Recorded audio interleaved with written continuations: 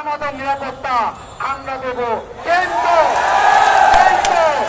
কিন্তু অন্য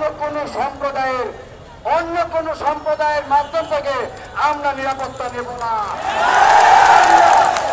আমরা সরকারের প্রশাসনের নিরাপত্তা চাই। আপনি যদি না পারেন বলেন আমার মন্দির আমি পাহারা দেব, না পারলে এই দেশের 2 কোটি হিন্দু সম্প্রদায়ের প্রধান ধর্মীয় উৎসব দুর্গা পূজা আমরা বন্ধ করে দেব।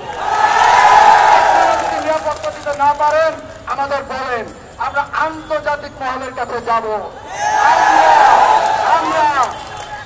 আমরা জাতিসংঘের কাছে আমাদের নিরাপত্তার কথা বলবো। 18 কোটি মানুষের মধ্যে 2 কোটি মানুষের যদি নিরাপত্তা দিতে না পারেন, আমরা বলতে চাই না, তারপরেও বলতে বাধ্য হব 2 কোটি হিন্দু সম্প্রদায়ের জন্য আপনি আমাদের প্রবেশ করে দেন,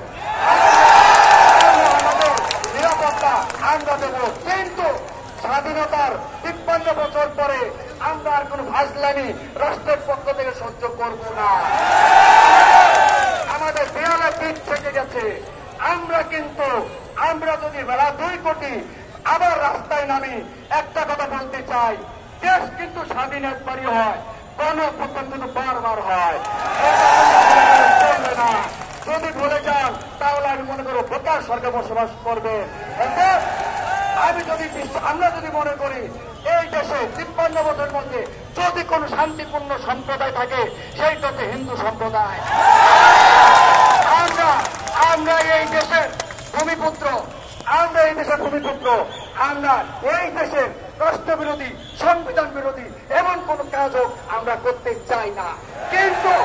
কিন্তু যদি নিরাপত্তা দিতে না পারেন আমরা বাধ্য হব আন্তর্জাতিক মহলের কাছে গিয়ে আমাদের নিরাপত্তা প্রদান